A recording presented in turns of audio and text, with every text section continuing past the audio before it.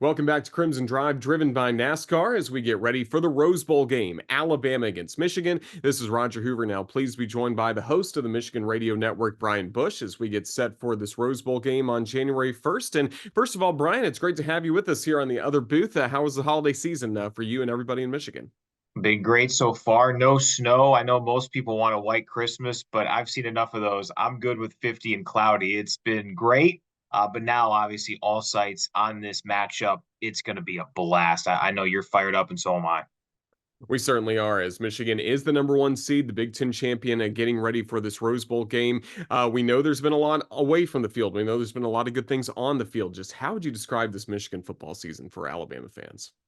It's been certainly more dramatic off the field than on the field, which is unique because, normally you have plenty of storylines in both regards. But Michigan's season really didn't start until its 10th game of the season in terms of the on-field stuff. They went to Penn State, didn't throw the ball after the middle of the second quarter, and won over the Nittany Lions. And then, of course, 2 weeks later, a tremendous game in Ann Arbor beating Ohio State. So uh, on the field, this has been a take care of business, do what you're supposed to do in the moment, be where your feet are, a term that Ronnie Bell, former captain, coined a couple of years back for this program. And they've done really well with that, not only being where their feet are, but also doing it with those who are there. They haven't had to deal with a whole lot of injuries outside of Zach Zinter going out in the Ohio State game, a stud first team All American guard. But obviously, with the Jim Harbaugh situation, Sharon Moore was the interim coach for a few of those games, but he was suspended for the first game of the season, too. So it's been a unique situation where Michigan storylines Monday through Friday have been just as dramatic as at times as some of them during Saturdays, and really most Saturdays have been pretty anticlimactic because of how good this team has been on the field. So the Wolverines again undefeated, getting ready for this matchup with the Crimson Tide. Let's talk first about the offense and quarterback JJ McCarthy. When he's playing well, what is he doing best? For me, it's just engineering the offense and kind of making that occasional big throw. Again, it's tough to gauge what he's done in some of the games because Michigan went up big early, right? They dominated Nebraska in their first road test of the season right away, had a pick six on the second play at Minnesota when the Gophers got the football. So he hasn't had to make a whole lot of big time throws. But in this game, I think he's going to have to. And it's just because Alabama's always been a team that can stop the run. Michigan's not going to try to get away from what has gotten them here. But I think we'd all be naive in saying that Michigan can just have the same type of running success that they've had for much of this season. JJ has an NFL arm. He has NFL athleticism. I don't think it's the numbers certainly wouldn't necessarily say that, but he has that in his arsenal. It's in his bag, and there's a lot of it there. He just hasn't needed to utilize it a whole lot because of how special Blake Corm is, how dynamic a guy like Donovan Edwards is, and how good the defense has been. But I think there's a lot of NFL draft folks, a lot of NFL GMs who are going to watch this game, and if Michigan's able to advance the national championship game, to see if McCarthy can put on film some of the throws that I think many people believe are there. He just hasn't had to utilize them as much as many other of those top flight quarterbacks in college football. You mentioned Blake Corum, 24 touchdowns, over 1,000 yards on the ground. What makes him so good? I mean, he just knows how to find the yardage that he needs. I mean, this team, any and every time on third or fourth and one, maybe two, would run the football. There was one change in that in the Ohio State game. They went with a quick little slant to Colson Loveland, a talented sophomore tight end. And that was the going all out for the Ohio State game was, yeah, we're not going to run on third or fourth and one because Blake Corm was that good at it. I mean, there's a reason why he's the nation's leader in scoring. Not a huge pass catching threat. Again, I think just circumstantially this season hasn't needed it much. He's somebody who knows how to find that extra yard, and he really sings the same song as that offensive line, which to me goes a long way in how Michigan's able to, when they get it close, it's not quite as automatic as the Philly special, the tush push, brotherly shove, whatever you want to call it.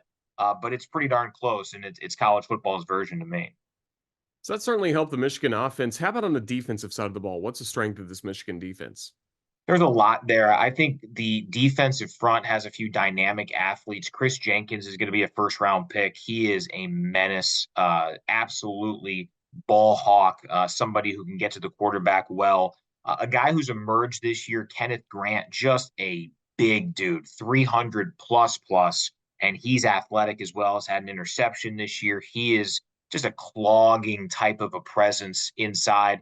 And then you look at the secondary, you've got the 5-star in Will Johnson, a legacy player who really has done great work. And I think teams have kind of tried to keep it away from him as best as they can, even though they've had to throw a lot. But to me, the anchor, the star of this defense is Mikey Sainristil. Still, he's had some of the most important plays in this run of 3 consecutive Big Ten championships.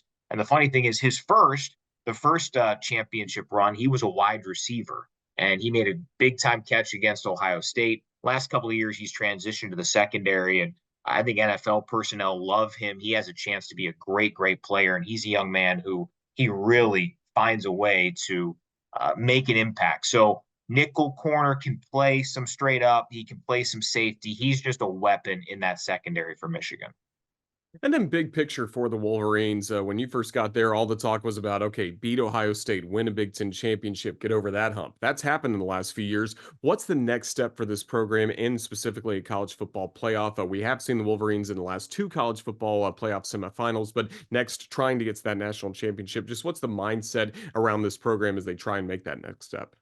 It's been the same all season long. This team has beaten Ohio State. This team has won Big Ten championships, but they have not been able to not just get a national championship, but win at this stage. They weren't ready for Georgia 2 years ago. Last year, it was an upset. Michigan was around a touchdown favorite and just didn't play very well. So this is a team, this is a circumstance where Michigan certainly can be a. I'm so sorry, Roger. I got a cat here that wants to be appearing on the broadcast as well. But this is a team that really, truly wants to be and feels like it can be a national championship like team. And they'll probably have 15 NFL draft projected picks. I mean, they're loaded. This is the chance, right? I think a lot of people thought last year was the chance.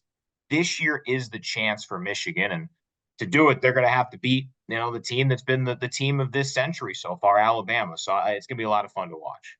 It certainly will be, and we're glad to have your cat join us for the last question or so. When you look at the Rose Bowl, Michigan's back in the Rose Bowl. Alabama, certainly the early history of the Crimson Tide was built in this stadium. I know for Michigan, you could say the same thing, and going back as well a century. Just how meaningful is it for Michigan to get back to this stage and have this game be so meaningful? I'll tell you this. I mean, you look at the way college football is changing, right? Wherever you stand on 14 playoff, 12-team playoff, whatever it might be, Michigan and Ohio State just played, I think, unquestionably the last most impactful regular season version of that rivalry ever, right? Because next year, that becomes basically a battle for a bye if it's 11-0 versus an 11-0. This Rose Bowl, who knows? I mean, the Rose Bowl will be a part of the playoff in some way, shape, or form. But this is a semifinal against the number 1 seed Michigan Wolverines and the SEC champion Alabama Crimson Tide. Winner goes to the national championship game. Odds makers have it as a coin flip, right? There have been big Rose Bowls throughout history. Will there be a bigger Rose Bowl than this Rose Bowl from now until the end of time? We don't know because, again, Rose Bowl has this unique, special aura to it, and I've never been, so I'm fired up for this trip. There might never be a bigger one. So when you bring all of that together, 2 brand name programs, what this means, spot in the national championship on the line. Again, from the Michigan standpoint, this is their best chance to win a natty since they won their last in 1997. So and they did it at the Rose Bowl. They clinched it on January 1st, 1998. So I think that brings about a specialness to it where we just don't know where this is all going to go. So we talked about earlier, be where your feet are. I think Michigan and Alabama fans should all be where our feet are at kickoff at 5 Eastern, 4 Central, 2 local on January 1st, because this moment, this bowl, it'll still be big, but it may never be bigger.